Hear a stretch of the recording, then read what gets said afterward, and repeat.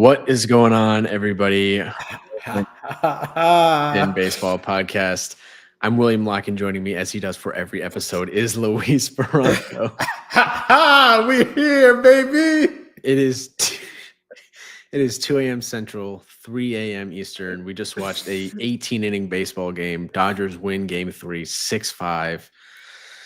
And you could say legendary. You could say, I don't know what that game was, but I'm glad it's over. You know it what was we a can long say? one. You know what we can say? Our boss is going to cook us tomorrow at work. Yeah, tomorrow is going to be a long day at work, to say the least. I will say, on that note, we don't do this for a living. We do have full-time jobs. So if you could just hit that subscribe button, that would mean a lot. We're trying to get to 200 subscribers before the end of the year. Because, we got to wake up in 4 hours to work. 3 hours. I'm taking the mental health day this morning. I'm gonna be like, "Yo, boss, mental health morning." You know, be in the office at like 1. Yeah, I don't know. Might need to take a half day or something. That was insane. Hey, that my Starbucks girl gonna have to hit me with the double espresso shot on the iced coffee. The venti black iced coffee, light ice, gonna have to be a double shot of espresso because I am cooked. It's 3:01, baby. Can we talk about how, excuse my French, but how ass of a game that was with innings 10 onwards? People are gonna call this an instant classic, and of course it was an instant classic. But like, and I'm gonna quote Armand, and just think of how Armand's a movie head, and that's the only thing we needed tonight is for Armand to be on like screen with us and chatting with us over text. But it's like a movie. You know, the first movie was great in a movie series. The second one, the sequel is usually pretty good. But after we keep going to 3, 4, 5, okay, we've had enough. It's like Fast and Furious. What are we on? Fast and Furious, like 10? That's what it felt like today. It was just like, oh boy. It was like we were trying to make jokes during the game of what to freaking do. I mean, oh my. And the thing is, we have to watch another game here in 17 hours. In 17 hours, we were watching game freaking 4. Yeah, it wasn't game 7. It was just game 3. To your point, like, there's going to be a lot of hyperbole out there in the media tomorrow. Best game ever. One of the best World Series games ever. The first 9 innings were electric. I think innings 10 through 18 were nails on a chalkboard. Watching the Blue Jays try to score in extra innings was like watching your T-baller that doesn't know which way to run after he hits the ball, how to teach him how to run to first base. It was brutal watching the Blue Jays hit. And then the Dodgers, they would have their chances, and they just could not get anybody over the plate until obviously Freddie Freeman hit the walk-off. It was a great game in the first 9 innings, the first 3 hours of the game. But the second 3 hours, whatever, 3.5 hours, I'm not going to lie, they were a brutal watch. So this was a great game. It's not one of the best baseball games of all time. Just because it was a long game doesn't make it an amazing game. That's what I'm saying. Just because it's like, you know, it's, as I say, it's not quantity, it's quality. We prefer quality over quantity. And that is the perfect example of tonight. Like, you know, it's like the 7 overtime game with Syracuse back in the Big East tournament, back in the game with Eric Devendorf back in, I can't remember. That was UConn, right? Yeah, I think so. It was Syracuse, but regardless, I mean, look, me and William, if the text chat would have gone viral tonight of the stuff we were saying, because we were talking fruit trays. We were, you know, at one point we were talking cats tonight, you know, and oh my God, I'm telling you right now, we wish we were in Tokyo time because it's like, what is it, like 3 p.m. in Tokyo time? Could you imagine being like doing your job in Tokyo, being a Shohei Ohtani fan? And it's like, oh, the game starts at 9 o'clock and you're at work and the game's still going on from 9 to 5. Like, think about it. They showed those kids in his hometown watching the game. I don't know. That was like, feels like 5 hours ago at this point. And I had the comment like, shouldn't they be in school? I wonder if they took the full day off from school because, there was like 3 hours after they showed them. Let's run through this thing chronologically. I mean, Europe's about to wake up right now. I might get it. You know, our European friends might send us text messages right now and be like, yo, what's up? Good morning. And we're like, what's up? We just finished watching the Dodgers play the Toronto Blue Jays in a marathon game. But William, take it away. There's a lot of things to talk about. We might be on here for another hour and a half talking decisions and what happened tonight. Yeah, there's a lot to get to. So let's start. Let's just go chronological because there was so much that happened. We should just talk through all of it. Tyler Glasnow started the game for the Dodgers. Felt like again a year ago. He ended up going 4 2/3, 4 runs, 2 earned, 3 walks, 5 strikeouts. Let's just go inning by inning. In the top of the first, he had a 1, 2, 3, 8 pitch inning, probably the fastest inning of the of the regular 9 innings. He looked good. And then in the bottom of the first, Max Scherzer, who ended up going 4 1/3 with 5 hits, 3 earned, 1 walk, and 3 strikeouts. He gave up 2 home runs in this game, but he gave up a leadoff double to Ohtani, and then got Will Smith on a nasty curveball to end the inning. So the Dodgers did not score. I wrote that down as, like a lost opportunity there for the Dodgers. 17 pitches through 1 for Scherzer, so I was a little bit concerned about the length he was going to be able to give the Blue Jays in this game. Notable call out on Scherzer. He was up to 96.4 miles an hour on the fastball today. And I think he averaged like 93, 94 in the regular season. So he was dialed. He was, kind of vintage Mad Max. He had the adrenaline going. In the top of the second, I think that's the first major talking point, was the Bo Bichette base running mistake, where Dalton Varsho, it was a 3-1 count, and it was a ball. I mean, the home plate umpire, and I can pull up his name in a minute. Mark Wegner, he had a terrible game, but it was a ball. It was 3-1. It was a ball. They missed the call. He called it a strike. Varsho started to run to first base. Bichette starts to go to second, and it was called a strike, late strike call, and they eventually throw it over to first, and Bo Bichette gets tagged out. Luis, what were your thoughts on that play? I mean, look, everybody calls it a late strike call. I just think, as a player, you got to be on the ball. This is a World Series game. You got to be on your, you got to dot your I's and cross your T's. And again, they got caught napping. I mean, you got to pay attention. And I know it sucks, but I mean, hey, that's just baseball, as we say. We're not living in a world yet with ABS. Errors will happen, and you have to be on the ball. And I mean, I wasn't there in real time, and I can criticize everything. But when I watched it back and with the audio, it didn't seem like late. Was he slow? But if you see he's actually starting to say strike, and Mhm. what do they teach you as a base runner, William, if you're at first base in those type of situations? Well, I think the biggest thing was it wasn't a late strike call in terms of audio. Varsho should have heard it pretty early on, but his signal was late. He signaled strike good second and a half after he called the strike. That's what caused Varsho to start to walk to first. That's what caused Bichette, I think, to turn his back to home plate. That was the most important mistake that Bichette made, was turning his back to home plate. If anything, he could have just turned forward and started running to second, but he didn't. I think, though, the biggest error on this play was the first base coach for not speaking up, not visualizing and seeing that this was actually called a strike. Hey, Bo, you got to get back. Don't go to second. It's still a 3-2 count, but he didn't do that. And I thought that was a mistake by him. Blue Jays don't score that inning. It would have been bases loaded, no outs, because Varsho ends up walking and then Kirk singles. Bichette would not have scored on the Kirk single because he has obviously the injured knee. Then Barger struck out swinging and Uri Clement lined out to center. So that was kind of a escape job from Tyler Glasnow there, who did not necessarily have his ace stuff tonight, which I think we kind of expected heading into this game. We both predicted some runs, and boy, oh boy, did we get them. But that was a missed opportunity there for the Blue Jays. And then in the bottom half of the second, Teoscar hit the home run on that hanging slider from Max Scherzer. That made it 1-0. That feels like forever ago. But that got the scoring going for the Dodgers.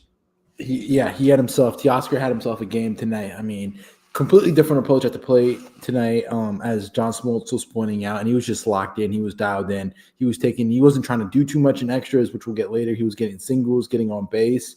Yeah, you want the power, but we'll talk about in extras. It's not about being the hero. It's about getting the train going and putting pressure on the pitchers. But I mean, big homer in the second inning. I'll go ahead and talk about the third. You had Jimenez, Springer, and Nathan Lucas strike outs. You had 2 ground outs, and then Lucas struck out. Bottom of the third, You had Pages with the pop up. Shohei came up and he hit he hit a ball like locked in. He hit that Mhm. ball up and in.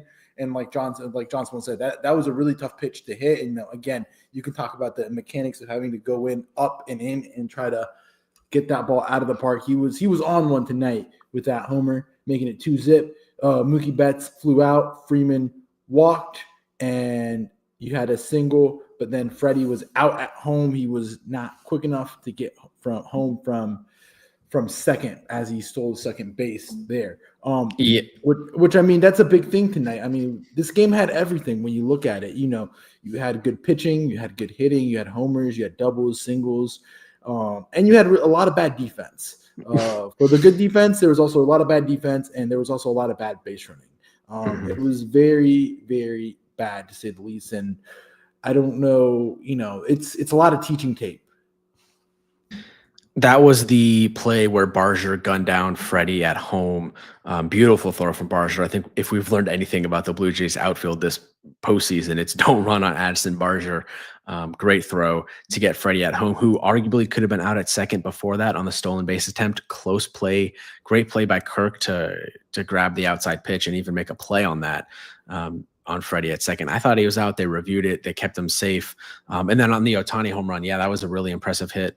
Scherzer kept going to the curveball on him, and Ohtani was early on it, so kind of sped up his bat there, and then he got the fastball and took it out. That made it 2-0 Dodgers, and that was his, at that point, 7th home run in the postseason, which was second most in Dodger history. Obviously, he hit another one later that we'll get to.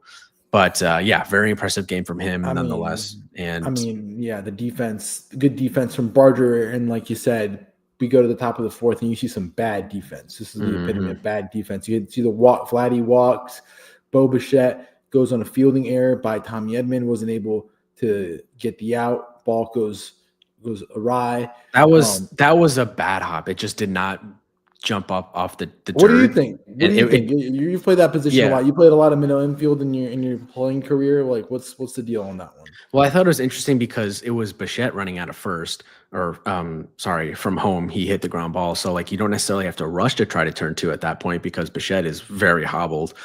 He got pulled later in the game for IKF.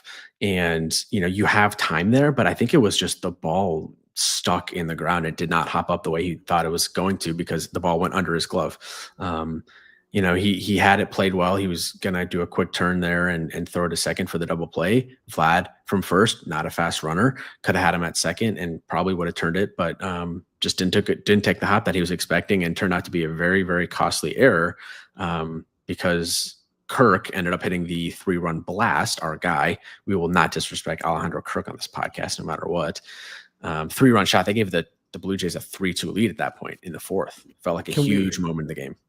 Can we note today that that if the Blue Jays win tonight's game, he single-handedly is in first place for the MVP. He was the player of the game on the Blue Jays side, and he would have been the MVP probably so far after today's game if they would have won. Because of the defensive plays he made, managing the pitching staff all the way through. And, again, those throws that he was gunning down, he had a beautiful throw on Ohtani, too, to gun him down later in the game that, like, picture perfect. You couldn't have put the ball better for the second baseman at second base. You couldn't have put it better. Like, he had himself a game. He eats those fastballs up. I wouldn't throw him a fastball up. I would just try to get him down and chop him up inside because like he just eats that ball upstairs. Yeah, I thought both catchers had really good games. Will Smith, he had that one ball later in the game. I think it was in the top of the 18th where it got past him, but he was blocking up a lot of balls all night. So yeah, both catchers I thought played really well. And then also in that inning, we had the Andres Jimenez sac fly after Barger and Clement hit back-to-back singles. That made it 4-2 Blue Jays heading into the bottom of the 4th, where I thought that was a huge inning from Scherzer going 1-2-3 to get out of that. And then in the 5th, you had Glasnow got pulled, but nothing notable in the top of the 5th from the Blue Jays. Banda came in, whatever, for Glasnow, who ended up throwing a total of 85 pitches on the evening. In the bottom of the 5th, Kike Hernandez led off the inning with a single, and then Fluharty came in for for Scherzer, and we had the Ohtani double, scoring Kike, making it 4-3. Apparently, that was his first Oppo hit since September 20th. They said that on the broadcast. That was crazy number there. Ohtani, we'll get to him later, but great game. And then you had the Freddie Freeman RBI single, which tied it at 4. So we were tied at 4-4 in the fifth. And yeah, there were only 2 runs scored between 3 runs scored between then and the end of the game. But any thoughts on that inning? I mean, Otani just went nuclear that inning, and I mean, we'll talk about it. How at the front end those bullpens weren't getting it done, and then they just went super like god tier at the end. But I mean, Otani did a really good job. Freeman. We'll talk about it later. I just want to let's get through the game. Yeah. Because I feel like I'm just gonna go quickly through the game because I don't want to bore the listeners here. Like they could watch a recap. But in the 6th, we had the only thing that happened was we had a single from Barger, but Justin Robleski got out of it. He was good. He was pretty good. Bottom of the 6th, you also had Teoscar Hernandez again with a single, but strikeout by Max Muncy, fly out by Tommy Edman. There was a single done with Kike Hernandez, but Teoscar got gunned down at 3rd. And that was the great play by Vlad where he cut off the ball, and that was throw. He scooped it and gunned it at 3rd. That was a beautiful play. Beautiful play. And then here's the biggest talking point that I think we got to talk about, and I'm going to talk about later, talking about in review of the game.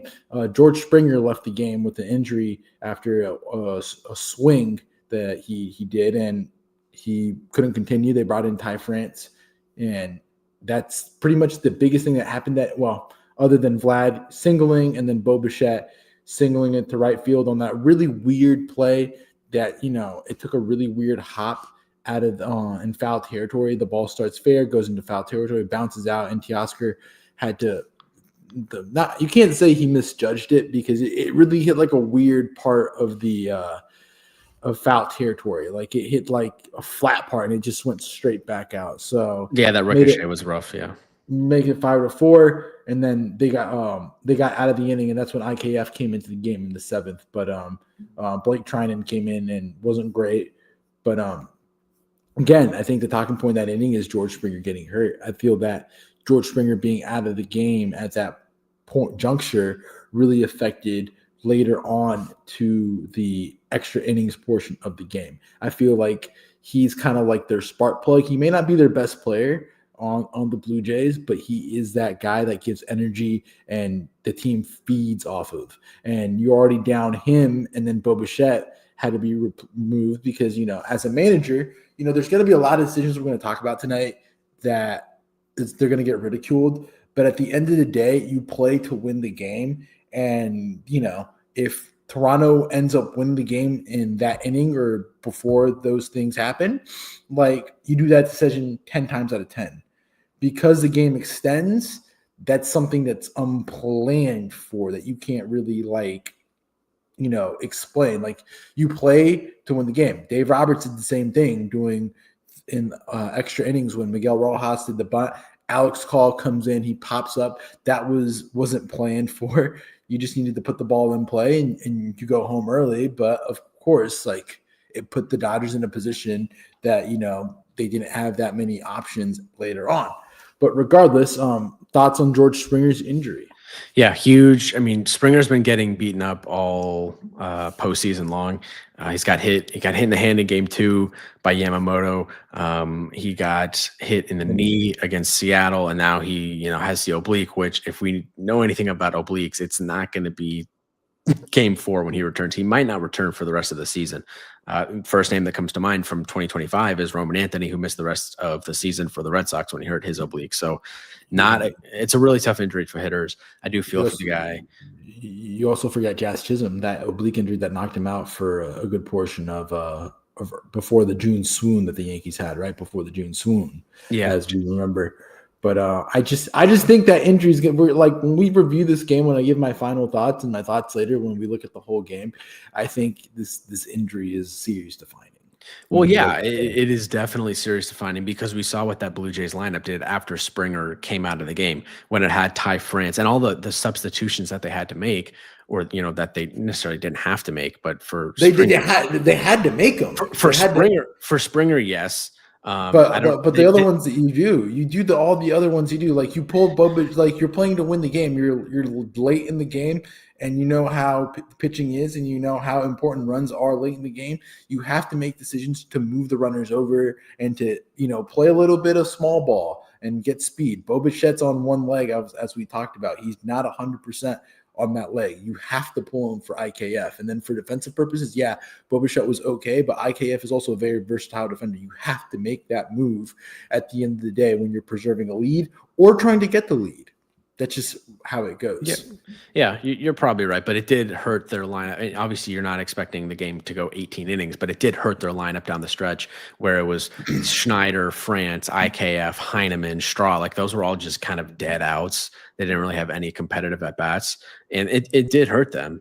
You and know, and that's what I tell you. Like you play to win the game, and it's hard because I can go ahead and I literally was watching the game, and it was like the 15th or 16th inning, and we've already seen these guys go 7 at bats, 3 at bats for the players that got replaced. Like it was 2 full games that they played. They went 18 innings strong. My whole point is, I was like, oh man, that's a dumb decision. That's so stupid by John Schneider. But then I think about it, it's like, okay, what if IKF comes around to score in that inning? What if that Tyler Heineman comes around and becomes the winning run in extra innings? Like it doesn't really matter because you win the game and nobody's going to question you for winning a ball game. Like the only people that are going to question you are probably going to be analytics heads that don't agree with the decisions or people that just want to hate on what you do. And I mean, like you said, yeah, it hurt them later on, but you don't expect the game to go that deep. yeah, it was the right decision in the moment for sure. I'm not disagreeing with you there. What have you done it with both? Like I'm just putting your manager shoes on. You're coaching, with the Columbus Explorers. Like you would have definitely like if you got a guy on one leg, you definitely got in a championship game, knowing how big Game 3 is. You're still trying to steal one on the road, trying to get things back going to Canada with a lead. Hopefully, if it goes that way. I mean, it was the 7th inning with 2 outs and you're up 5-4. I get it because you're winning the game. You don't necessarily need the at bat from Bo Bichette at that point. You're going to trust your bullpen to get through the end of the game. You're going to trust IKF to play good defensive second base. It's probably the decision I would have made. I think there is an argument maybe for trying to squeak one more at bat out of Bichette if it came down to the 9th inning, which it ultimately did. And you need him in the lineup because again, IKF in the 4-hole after Vlad all night was just a black hole. He ended up going 0 for 4 with 2 strikeouts and a walk. But again, I know that's the decision you probably make 95 times out of 100. So I'm not faulting Schneider at all for it. It's a smart baseball decision. It might not be a popular analytical pick because of how good Bo Bichette is hitting the fastball and all that over 98 miles an hour, but it's the smart baseball play. And when you look at the next inning, like there's a guy by the name of Shohei Ohtani that we're going to have to start conversations about being the greatest of all time. And I want to go on a rant right now. Shohei in the bottom of the 7th hit a homer out to left center field, and I don't know, man. What this guy is doing and he does on a daily basis is ridiculous. I mean, he hits home runs. He's going to pitch tomorrow, might strike out 4 or 5 guys and pitch at a really high level. And, he when it's all said and done, he could be the greatest of all time. He might be the greatest of all time right now. And the thing is this, if you are a casual fan, you need to sit down, or just anybody who doesn't watch baseball, you just need to sit down and watch Shohei Ohtani. What he's doing is something that we might not ever see again in our lifetimes. This guy is doing things, for a football comparison, he's playing both offense and defense at the player of the year levels. And in basketball, he's being, an incredible offensive player and an incredible defensive player. Like Shohei Ohtani can literally is literally like carried this game, aside from the pitching being whatever. But if he's not in the lineup, they don't score all these runs because the rest of the lineup wasn't producing at a high level like they usually do. Like Mookie wasn't great tonight. Freddie was all right, but Shohei literally got on base 8 times tonight. He went 4 for 4, 2 doubles and 2 homers, and he got intentionally walked for 4 other times. My whole point is, if you're deciding to spend your Monday night or any night for this, for this matter, to watch tonight, for example, to watch Chiefs Commanders week 8, instead of watching game 3 of the World Series with Shohei Ohtani, probably the best player we'll see in our lifetimes, maybe the best player ever, you're clearly making a mistake and you're really deciding not to watch greatness. I just cannot believe I know people love football and everything, and it's good, but we're truly seeing something that is iconic in the sports world. If tomorrow night you decide to go watch Peacock NBA on TNT, NBA, I'm sorry, like you're just missing out on watching probably the greatest player of all time. And I think, William, you would agree. Like, we might not ever see something like this. It's like, they talk about seeing Jordan and LeBron. I mean, yeah, we might not see another Ohtani. Like, the chances of seeing another Ohtani than seeing another Jordan or LeBron is much less. Same thing with, like, seeing a Peyton Manning. We might see one of those guys more than seeing a guy dominate both on the mound and at the batter's box. I wholeheartedly agree with you. 4 for 4, 2 home runs, 5 walks, 4 of which were intentional. I mean, they were intentionally walking Shohei Ohtani with the bases empty when he was the winning run in the game. They were willingly putting the winning run on the game to pitch to another Hall of Famer in Mookie Betts, who I know Mookie hasn't been himself this postseason and really this season in general, but it's still Mookie Betts. It's not a scrub that's hitting behind Shohei Ohtani. He's that good. And, he's the first player in Major League Baseball history with multiple games of 12 or more total bases in a single postseason. The only other player, he's the second player to do that. The only other player to do that in 2 such games in a postseason career is Babe Ruth. He reached base 9 times tonight, which was an MLB record. And to your point, he's pitching tomorrow. I've said it before. I think he has a case to be the most talented athlete in the history of sports, not just the best baseball player, which I already think you can't really argue against the fact that Ohtani's the most talented baseball player in history. It's just who has done what he has? Nobody. There's no comparison. But when you look at like best athletes of all time, top of mind, I think Brady, I think Ali, I think LeBron, I think Jordan, I think Messi. All of those guys are legends in their own sports. None of them are doing what Ohtani is doing. Both sides of the ball, pitching and hitting. It's truly historic. And I really get sick of the people that try to like nitpick him on Twitter and on social media, and they try to discredit Ohtani when, like, let's just appreciate greatness. And, I think that's something that people have trouble doing these days, is just, if it's not their team, if it's a team they don't like for whatever reason, and their star player is so good, they always try to discredit them.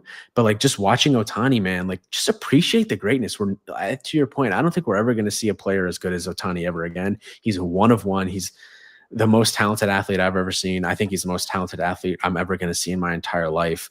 And it's a it's a privilege to watch this dude play every night, and they were so scared of him, they just kept walking him. And even then, they pitched to him, and the pitcher was scared shitless. Like, at the end of the game, he just threw straight balls, and it was even funny because at the first pitch that I think it was Brandon Little, I believe, that threw him the first pitch. He was so excited to swing the bat that he started to swing. It was like, oh no, he swung a ball outside of the zone. It was like a slider outside his zone. This dude is that guy. Like, we're probably not going to see a dude like this. And, in a game like baseball where, we talk about you only have to be good 30% of the time, and you can be a $800 billion player like Juan Soto. Like, that's ridiculous. It's I don't know. And to my matter is, like, I don't know why you're spending your night watching Chiefs Commanders, watching Patrick Mahomes run around and do whatever the hell he does. And don't get me wrong, he's still good, but like, what we're seeing in this guy is ridiculous. Is Mahomes playing cornerback on Sunday? No, he's not. Ohtani's pitching tomorrow. But that's what I'm saying. It's like the whole thing is like, but they're saying it's like, oh, Travis Hunter, and I'm like, yeah, Travis Hunter, but he doesn't play both ways at an elite level. No. Like, that means he would have to be player of the year offensively and player of the year defensively. And is he doing none of those? No, he's not. The other 2 athletes that come top of mind would be Deion Sanders and Bo Jackson. The fact that they played in both the MLB, in both MLB and the NFL is incredible. And Deion played in an NFL and MLB game in the same day. That's one of the most amazing feats in athletic history. Otani's up there. He's in that conversation. He's He, in rarefied air, man. It's awesome. he truly is. And my question to you is and back to the game. Game 4 is tomorrow. I mean, what's your game plan on him for the rest of the series? What do you mean? Like from what perspective? From a Dodgers perspective or from Toronto? Toronto. I mean, my buddy Patrick was texting me and he was like, "Why the hell would you pitch him a meat grinder pitch right down the middle?" And I'm like, I don't know. At that point, he was 3 for 3. I don't know why you pitched him that extra pitch. If I'm John Schneider, and if we've seen, or sorry, given what we've seen from the Dodgers lineup this whole series, and especially in this game, I might just walk Otani every at bat, man. Unless you absolutely have to pitch to him and there's runners on and whatever the situation is. If there's nobody on, I might just walk him. I mean, and I know he hasn't been incredible the whole postseason. He's had some struggles, but the guys behind him, I know Freddie ended up hitting the walk-off home run tonight, but Freddie had multiple opportunities in game 3 to win the game that he failed in. Mookie as well tonight. Mookie as well. Mookie had a rough game tonight as well. Yeah. So if you look at their numbers, like in the postseason, those big names at the top of the lineup outside of Otani aren't getting it done.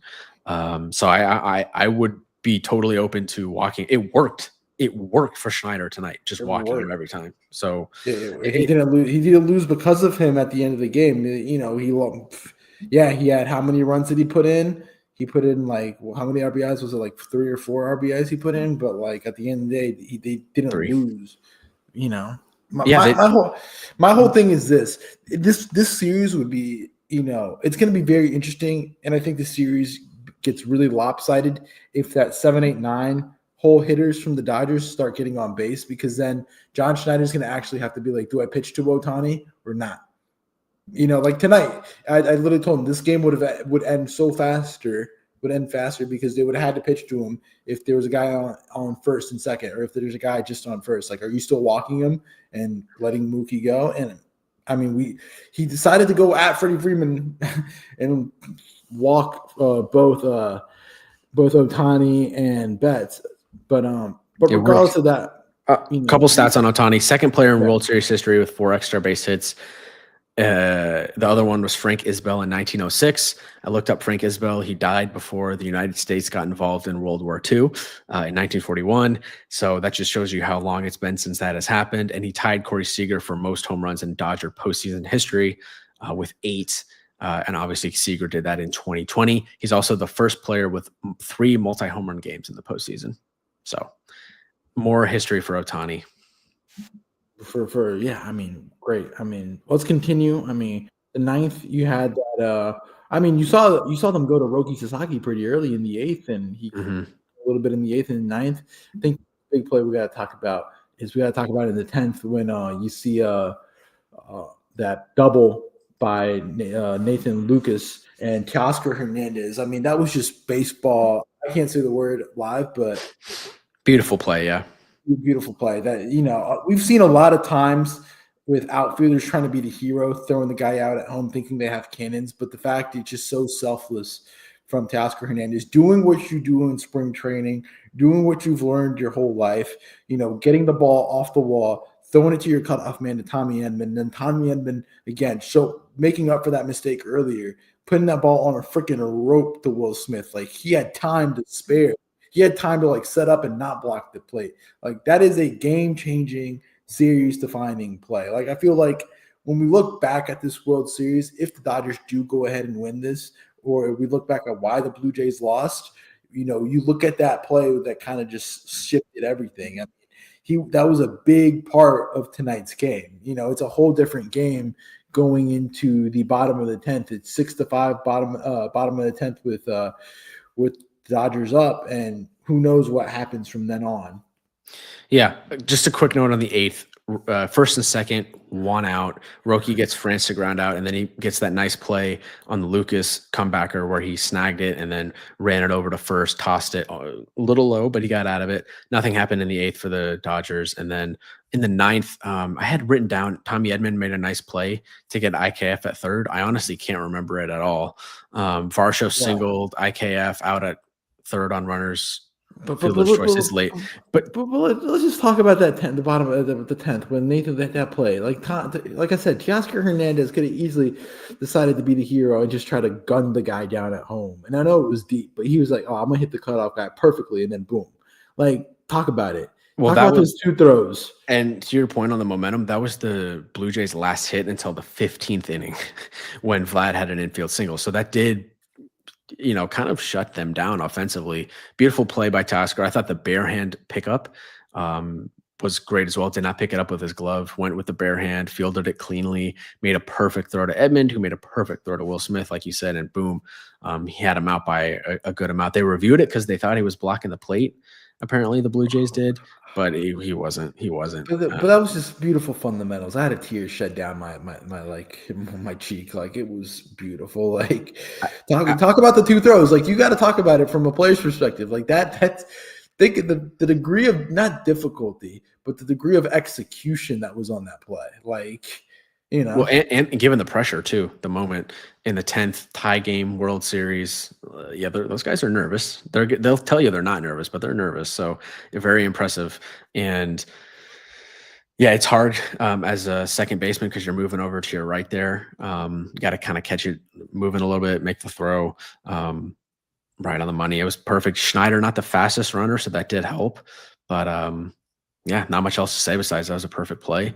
But and still faster than Ty France. So that was kind of the last bit of action until the 12th, where we got to talk about the 12th, the Alejandro Kirk walk, which there we saw Tyler Heineman come in. Then you saw the Miles Straw, he wasn't able to get the bunt. Then they intentionally watched Andres Jimenez, and there was a single by David Schneider.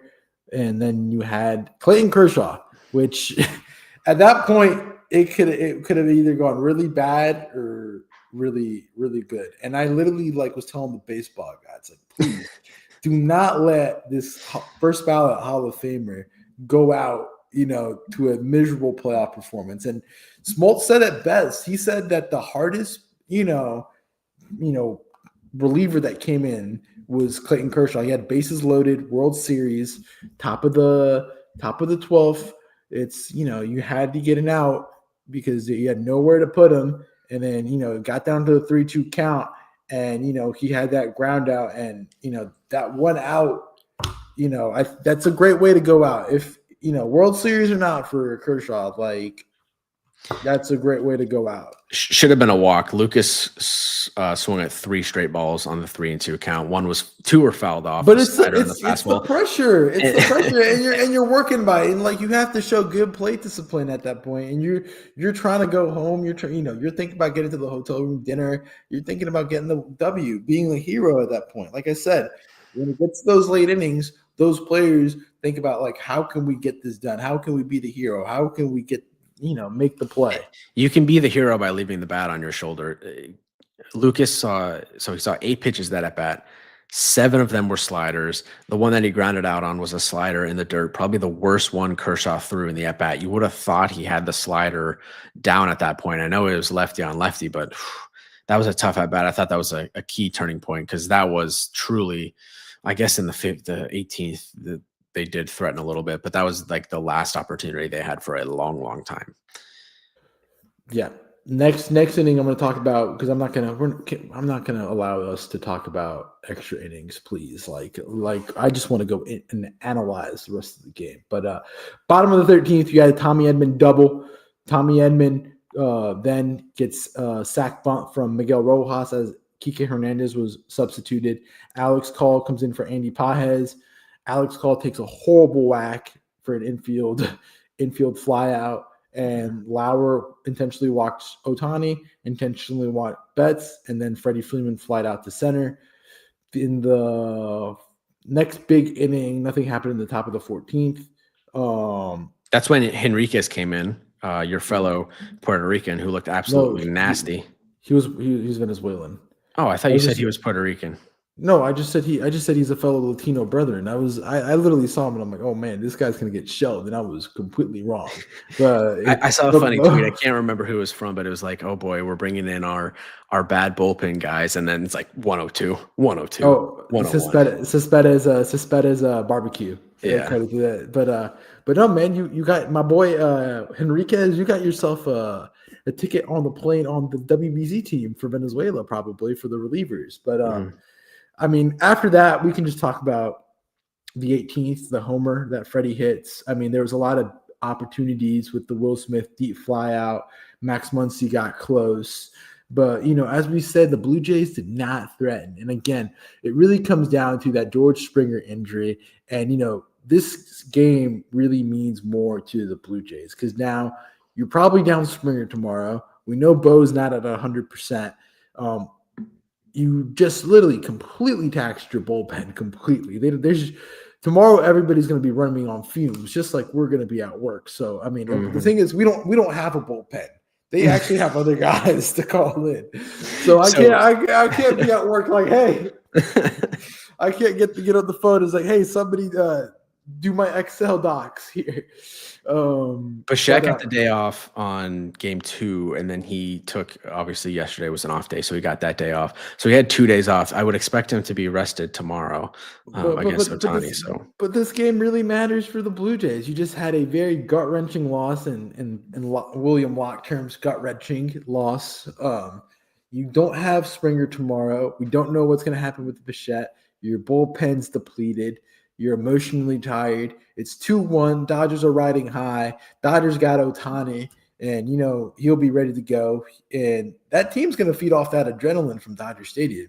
That place is going to be a madhouse. It's not Rogers Center level, but Dodgers fans will be up for it. The players will be up for it, and it's really going to come down tomorrow as to if Otani gets length or what starter gets some length tomorrow. That could prove the difference. But I just feel that the Dodgers are riding that emotional high and that adrenaline that I feel like their hitters are going to be ready to go in prime. Like tonight, we saw guys like Will Klein literally pitch 72 pitches tonight. He mhm. literally pitched a full game in pitch amounts. he, Like like he he was he just he was doing the Lord's work with all of us on the East and Central time zones, working extremely oh, I quickly. It was love that. beautiful. It was beautiful.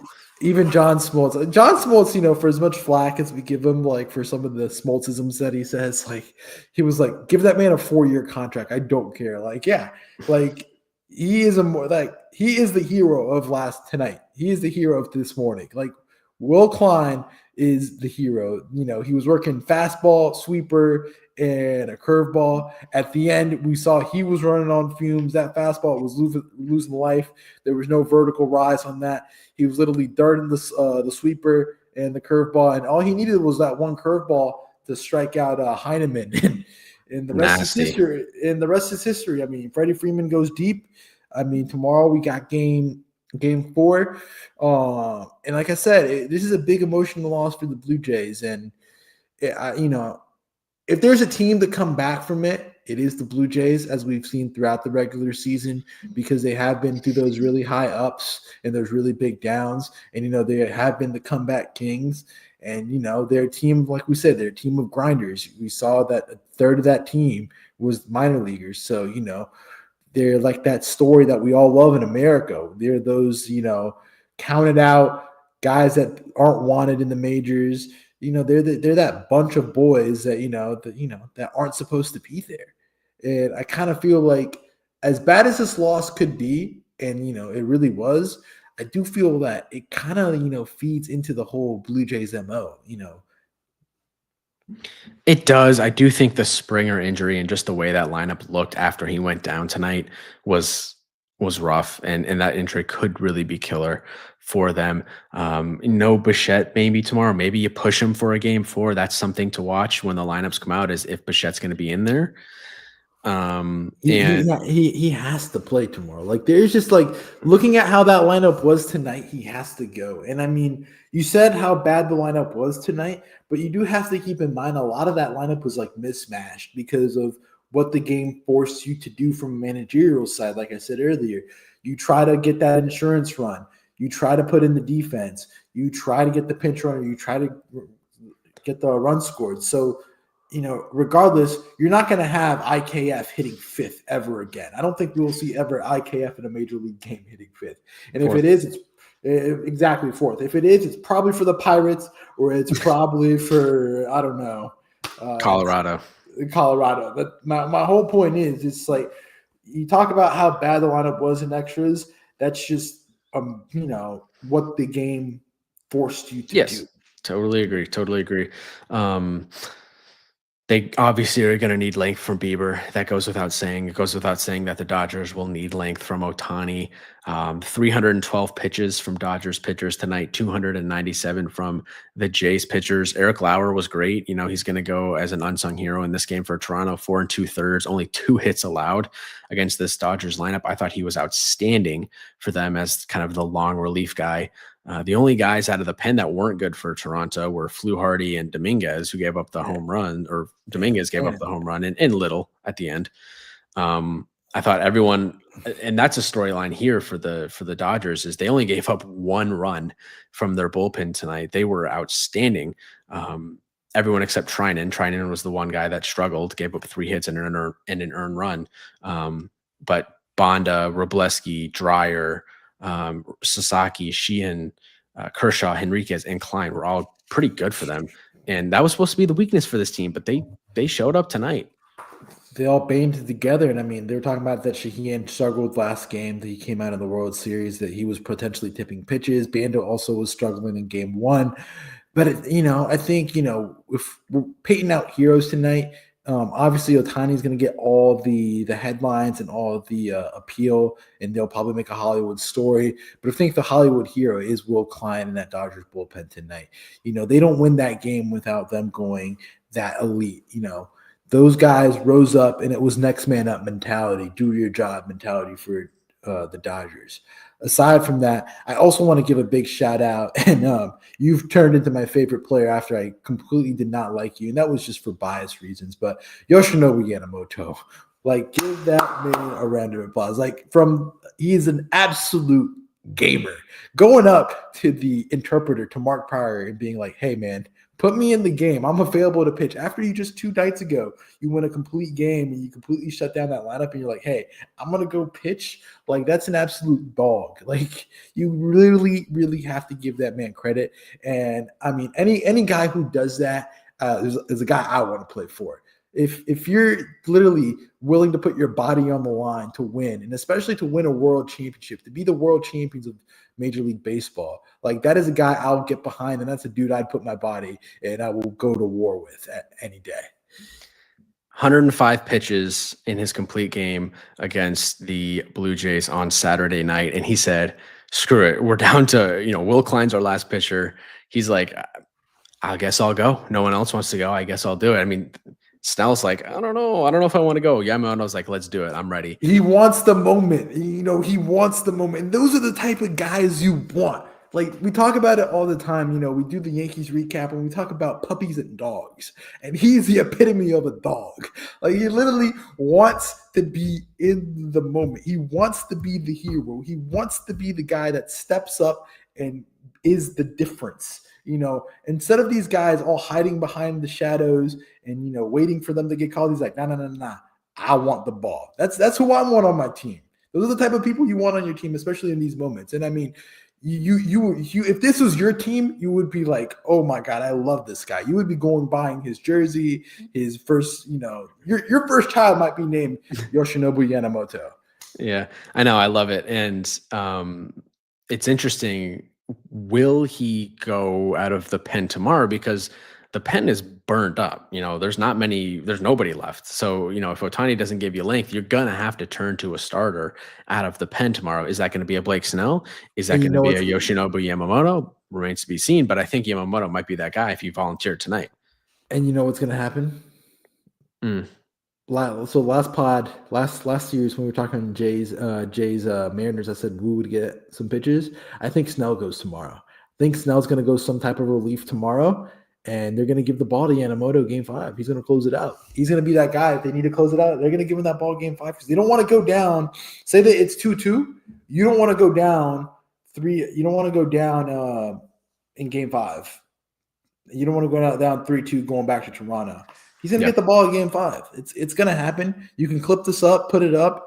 It's going to be Snell tomorrow night.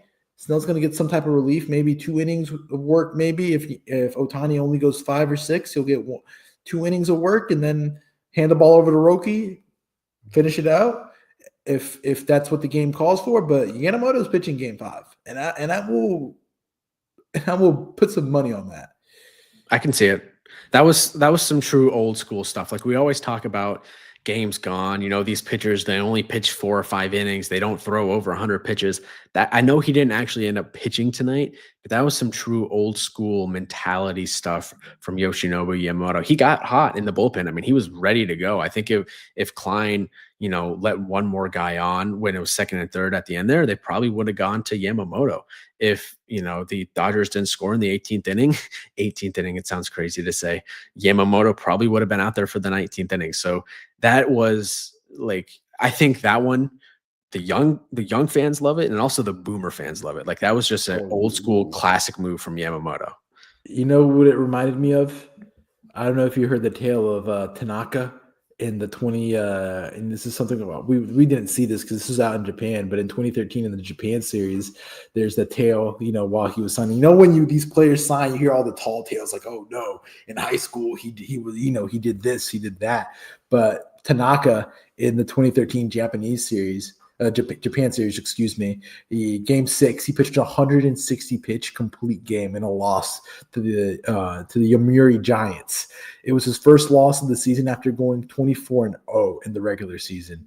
And Gosh. And then in game 7 the next day, he told his manager, his manager brings him in to close the game, and he entered the 9th inning and he retired the side for the save, securing the championship. Like that's the type of thing like that Yamamoto is doing, and I love it. Like yep. I can never like go against you. And I think, like we said, and we'll have to have conversations in the off season. I would like to get to know more of who Yamamoto is, because I feel like I really would like the guy. Pause, but he does seem like a cool dude. Yeah, he does seem, but it's just like he has to be in the discussions for top 5, top 3 pitcher in the game. Like it's Skubal, Skeens. And I think we got to put Yamamoto up there, because then it's Wheeler and Crochet or Yamamoto. I mean, that's the debate we're gonna have all off season. Yeah. But you just love it, man. And look, tonight, let's put a bow on this tonight. I mean, tonight really just goes. I can't fault John Schneider for all of his decisions tonight. I can only agree with him, as much as we look at the lineup, there was no pop, and the lineup had anything. I mean, at the end of the day, the players have to execute and they have to do the job. And, the players left it all on the field. And that's, I think, what we as baseball fans love it. Both teams left it on the field. Whoever was called up to the line of action and the line of duty did their best. Again, Miguel Rojas, we got to also give him a shout out tonight for the defense he was making. He was laying his body out on the line, making some good plays. And like I said, we got everything we could ask for as baseball fans. Maybe the quantity was too much, but there was a little bit of quality out there, and I think that's what carries us a long way. And I mean, we still got potentially 2 more games of this series. I think you can't ask for more. Dave Roberts, like I said, if we're looking at a manager's scorecard tonight, I think John Schneider managed the better game.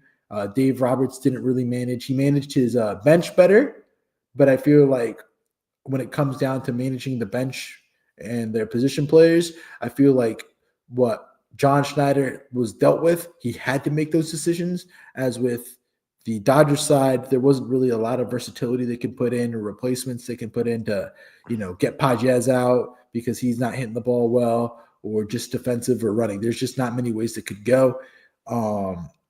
Their bench is kind of weak. Yeah. Yeah. And yeah, pretty much. I mean, it's great, man. And like I said, you can't fault them both. I feel like the also thing with the pit, I think they mismanaged this game could have really gotten south and sticky for the Dodgers if it wasn't for Yamamoto like seconding up.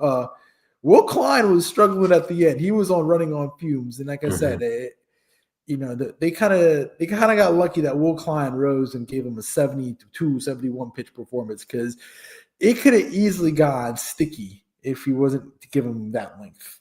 Yeah, it probably would have been Bieber for Toronto if Little kept going and ran out of gas too. So it was getting interesting there. I'm kind of glad it ended when it did, because it is very late. It's 3 a.m. now here in Chicago. It's 4. I mean, oh my God. We've done some podcasts at some crazy times this year. This is probably the craziest. But it's worth it, man. It's a World Series. We'll sleep in November. It's a Hollywood ending. I mean, we're in LA, the city of angels, the city of stars, and we had some stars were born tonight. I mean, Will Klein will never be forgotten. He will always be immortalized in baseball history. He could get DFA'd next year or end up on the A's or pitching some meaningless game in September or August. But for his name will always be entrenched in the record books for what he did tonight. Yep. Game 4 pick. I mean, look, man, like I said, if there's a team that could come back and do it, it is Toronto because they are the band of misfits. And, I do, but I just feel like the Dodgers are just going to be so amped up. Ohtani's going to be pitching. He's locked in. And I think they're going to shut the book tomorrow, and I think they'll show out. I mean, Teoscar was doing well. Will Smith was close. Freddie's close. The only guy that really didn't have it tonight was Pages, which he has it. Mookie and Tommy Edmonds struggled a little bit at the plate, but I mean, I'll take it. If you're doing great defensive plays at second, like give me that. So give me Dodgers tonight. We'll see Ohtani go about 5 to 6. And like I said, Snell would come in for 2 innings, and Roki will hopefully close it out if need be.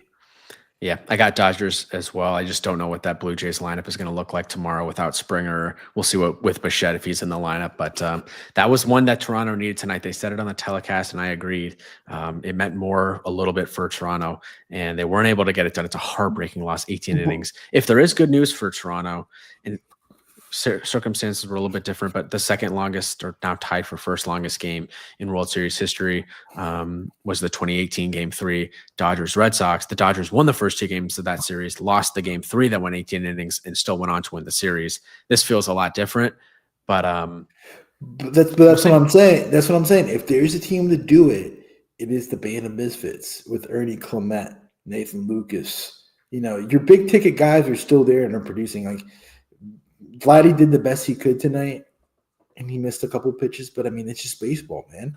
And that's how it was. I mean, at the start of the game, all the bounces were going the Blue Jays' way. And then, you had some heroic performances and some heroic defense from the Dodgers. And, at the end of the day, we know the lineup's going to look a lot different tomorrow. As we say, Blue Jays are going to probably have to have some lineup shuffling. I could ask you what you think the Blue Jays lineup is, but I think we're just beating at a dead horse. And we got to go to bed. And I think we'll just wait. How many hours? It's 4 a.m. I think we'll just wait 13 hours, 14 hours to see what John Schneider will put out. But I mean, hey, great podcast, great night tonight, great series. I mean, like I said, 4 a.m. podcast, can't beat that. Taylor Swift got me through tonight. I'm gonna lie. Love it. You guys make sure to follow us on all social media platforms. Follow us at Locked In Sports Pod. Locked In, that's our tag handle on Instagram, right? Yeah, baseball. Locked In Baseball. Yep, Locked In Baseball. William was making some funny stories tonight. We had a cat sighting, we had a William sighting, and then there was a me sighting, 2 me sightings. Make sure you subscribe on YouTube. Locked In Sports, Locked In Baseball on YouTube. Make sure you follow us on Twitter/X. Substack article is not coming soon, boys and girls. We are going to sleep. And so, yeah, man, I mean, any closing remarks? No, I'm ready for bed. I'm going to get 4 hours of sleep. You'll get less because you're on the East Coast, but we'll be back tomorrow live after the game. I cannot imagine it goes 18 innings again. If it does, we will not be recording tomorrow night. I think it's hopefully going to be a nice, quick game tomorrow so we can get some decent sleep. I'm going to take a nap before the game. Can we you get to take a nap? I don't get to take a nap. Can we get to Will Klein action? I need Will Klein action. I need you put the ball in the mitt and you're just throwing it like boom, boom, boom. Love it. That's going to be me at work tomorrow. Just boom, boom, boom, boom. I'm ready to go. Can you also imagine being a Dodger fan without alcohol after the 7th inning or just without concessions? Think about that. Like the 7th inning and you're just like nothing till the 18th. They did the double 7th inning stretch. They did, which I mean, that would be crazy. I mean, that is truly historic. We were a part of history tonight, we can say, boys and girls. And with that, we will see you guys tomorrow night, live locked after Game 4 of the World Series. Toronto Blue Jays will be facing it off versus the LA Dodgers at Dodger Stadiums. Make sure to keep it locked. From Miami. From Chicago. Catch you guys tomorrow night. Peace out.